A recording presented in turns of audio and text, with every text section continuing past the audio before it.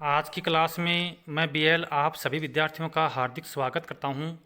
विद्यार्थियों, आज की क्लास में हम बीए फाइनल तृतीय वर्ष के अंतर्गत जो अध्याय नंबर 2 है अरस्तु, यानी प्रथम प्रश्न पत्र के अंतर्गत जो अरस्तु संबंधी अध्याय है उसके अंतर्गत अरस्तु के राज्य संबंधी जो विचार हैं उनके ऊपर आज की क्लास में हम चर्चा करेंगे।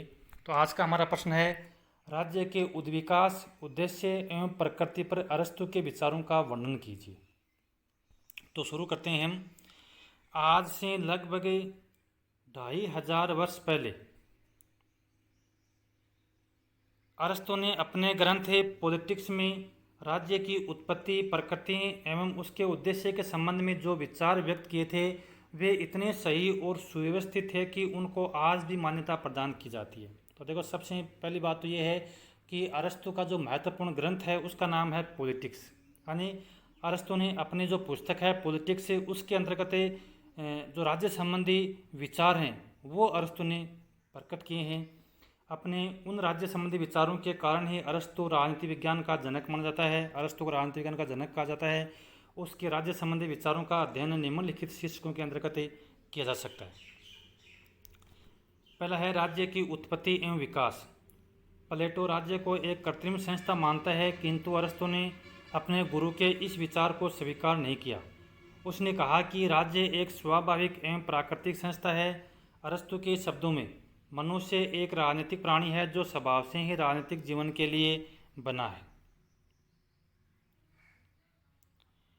अपने बात को समझाते हुए उसने कहा कि मनुष्य की अनेक आवश्यकताएं होती हैं जिनकी पूर्ति वह नितांत अकेला नहीं कर सकता। यानी मनुष्य की इतनी अधिक आवश्यकताएं हैं कि वो अकेला उन आवश्यकताओं की पूर्ति कर नहीं सकता।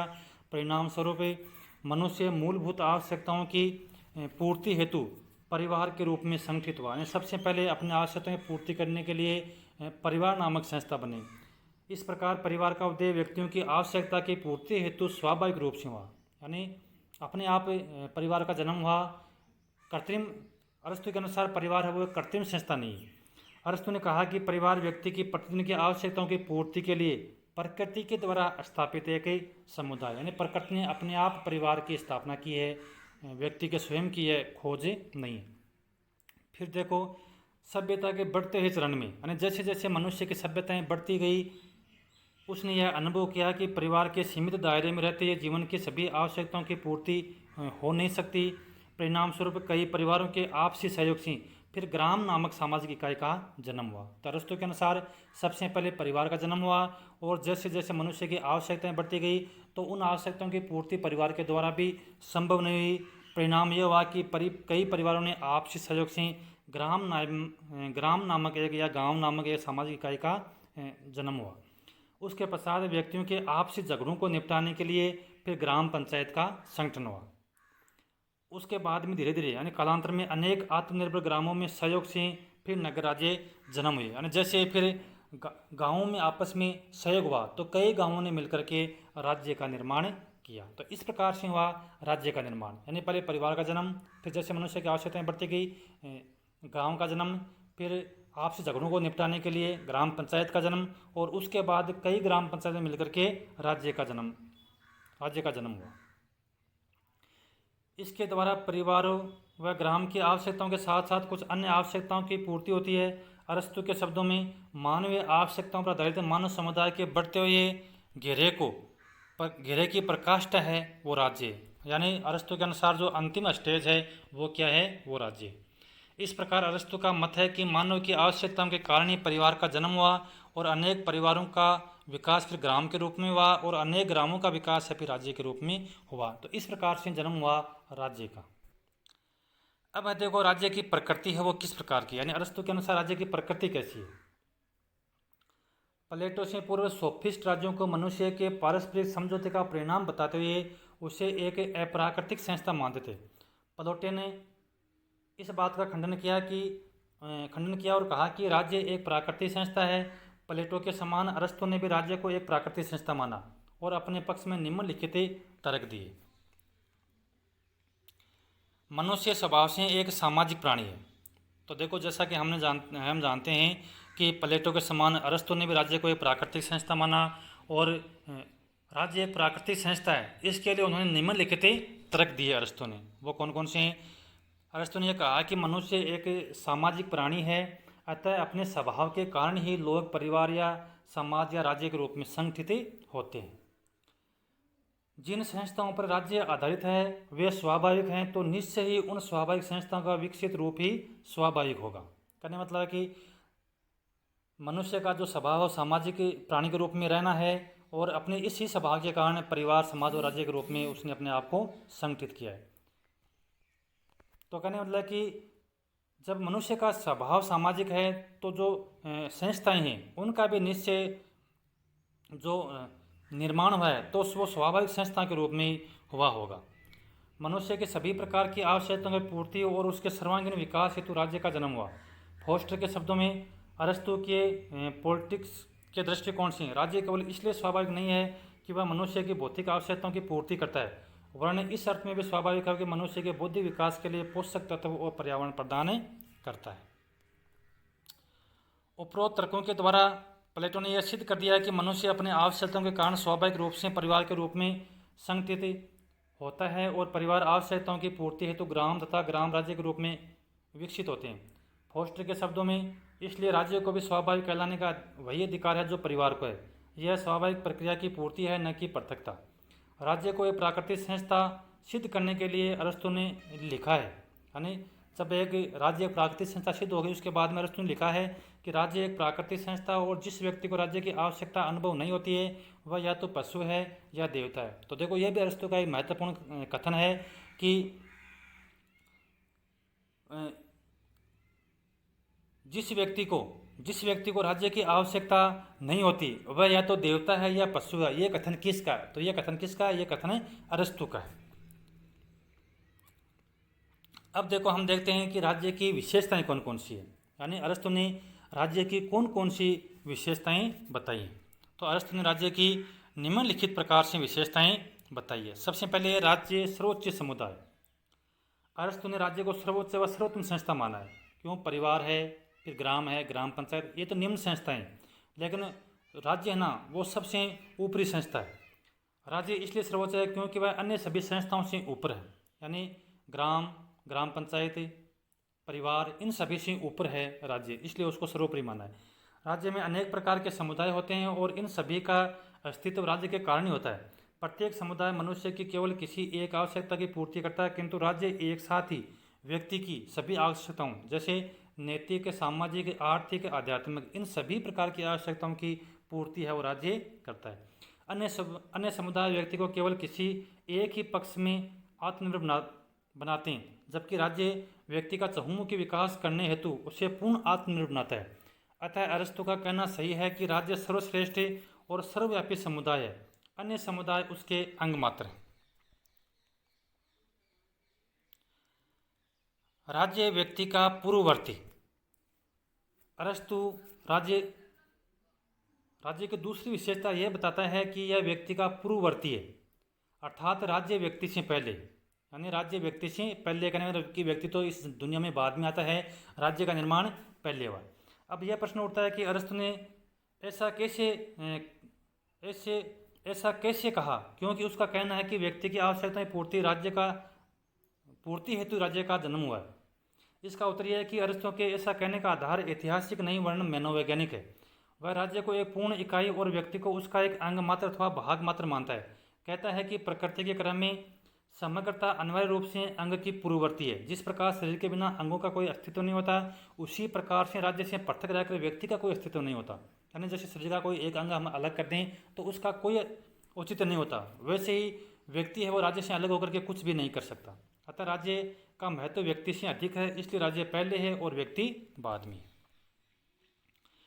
तीसरी विशेषता है राज्य की अरस्तु के अनुसार, वह है राज्य का आत्मनिर्भर होना। राज्य की एक विशेषता यह भी है कि वह पूर्ण रूप से आत्मनिर्भर होता है। आत्मनिर्भरता का सामान्य अर्थ है अपने सभी आवश्यकताओं की पूर्ति स्वयं पर निर्भर होकर के स्वयं करना। अरस्तु ने आत्मनिर्भरता के लिए आत्रकिया शब्द का प्रयोग किया है। इस शब्द की परिभाषा अरस्तु ने इस प्रकार की है, यह वह गुण है जिसके द्वारा स्वतः जीवन वांछनीय बन जाता है और जिसमें कोई अभाव नहीं होता। वस्तुतः आत्मनिर्भरता से अरस्तु का यह तात्पर्य था कि राज्य में ऐसे अनेक भौतिक साधन और नैतिक प्रेरणाएं तथा भावनाएं उपस्थित रहती हैं जो किसी प्रकार की बाह्य भौतिक या नैतिक सहायता पर निर्भर हुए बिना पूर्ण मानव विकास को संभव बनाती है। तो तीसरी विशेषता है राज्य का आत्मनिर्भर होना, यानी राज्य अपने आप में आत्मनिर्भर है, उसमें किसी प्रकार की कोई संसाधन की कोई कमी नहीं है और यह व्यक्ति की हर आवश्यकताओं की पूर्ति करता है। इसलिए इस तरह से राज्य है ना वो एक आत्मनिर्भर संस्था है। फिर देखो राज्य अंतिम एवं पूर्ण संस्था। अरस्तु का यह भी कहना है कि राज्य अंतिम और पूर्ण संस्था है। व्यक्तियों ने अपने आवश्यकताओं की पूर्ति हेतु परिवार, ग्राम और फिर राज्य का विकास किया। अतः परिवार के बाद ग्राम और अंत में राज्य में व्यक्ति को अपने पूर्ण लक्ष्य की प्राप्ति होती है। अतः विकास की दृष्टि से और लक्ष्य पूर्ति की दृष्टि से अरस्तु राज्य को अंतिम और पूर्ण समुदाय ठहराता है। उसके अनुसार राज्य समुदाय का एक चरम विकास है। तो अरस्तु के अनुसार राज्य अंतिम और पूर्ण संस्था है।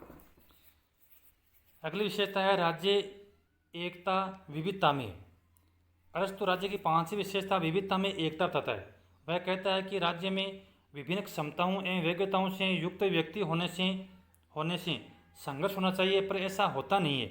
व्यक्ति जिस प्रकार एक चित्र में विभिन्न रंग भर देने से सुंदर बन जाता है, उसी प्रकार विभिन्न योग्यताओं और क्षमताओं से युक्त व्यक्तियों के उचित संगठन से राज्य में एकता की स्थापना होती है। अब देखो अरस्तु कहता है कि राज्य व्यक्तियों का समूह है और हर व्यक्ति के अलग अलग हित होते हैं, लेकिन फिर भी व्यक्ति आपस में लड़ते नहीं हैं, झगड़ते नहीं हैं। क्यों?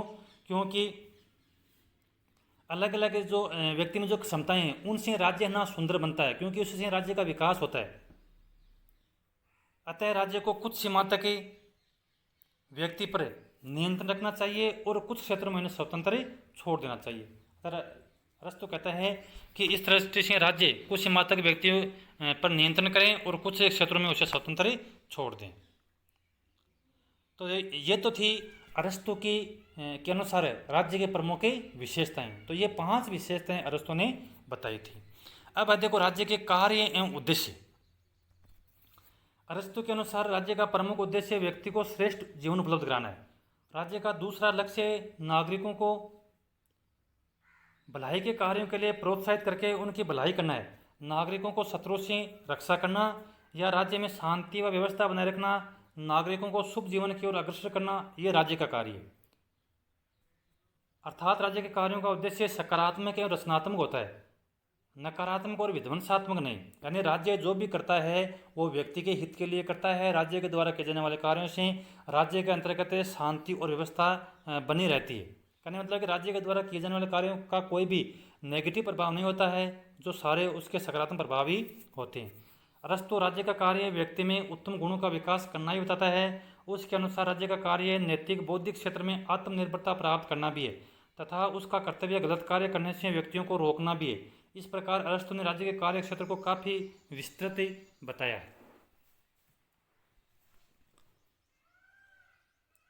तो देखो ये है राज्य के कार्य और उद्देश्य क्या है। तो राज्य का कार्य है व्यक्ति को श्रेष्ठ जीवन उपलब्ध कराना, नागरिकों की शत्रु से रक्षा करना, राज्य में शांति और व्यवस्था बनाए रखना और नागरिकों को एक अच्छे जीवन की ओर अग्रसर करना। यानी राज्य के द्वारा जो भी कार्य किए जाते हैं उनका कोई नकारात्मक प्रभाव नहीं होता, उनका अच्छा ही प्रभाव होता है, सकारात्मक प्रभाव ही होता है। तो ये थे राज्य के कार्य और उद्देश्य अरस्तु के अनुसार। अब है देखो अरस्तु के राज्य, यानी अरस्तु ने अपना जिस राज्य की कल्पना की है वो एक आदर्श राज्य की संज्ञा उसको दी जाती है। तो अरस्तु के राज्य की प्रमुख आलोचनाएं वो किस आधार पर की जाती है। यानी कुछ विचारक ये कहते हैं कि अरस्तु ने जिस राज्य की कल्पना की है उसमें भी कई प्रकार की कमियां हैं। यद्यपि अरस्तु ने अपने गुरु प्लेटो के राज्य संबंधी विचारों की विफलता को देखते हुए एक व्यवहारिक एवं सुंदर आदर्श राज्य की कल्पना की जिसकी विशेषताएं उपरोक्त लिखित हैं। तो देखो ये आलोचनाएं की गई हैं अरस्तु के राज्य संबंधी विचारों की।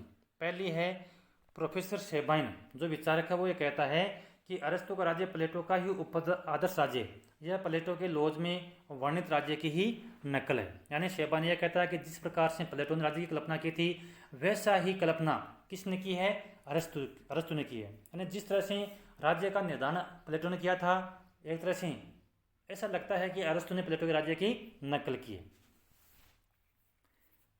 तो देखो प्लेटो ने राज्य संबंधी विचार दिए थे वो लोज पुस्तक में दिए थे और अरस्तु ने दिए हैं पॉलिटिक्स पुस्तक में।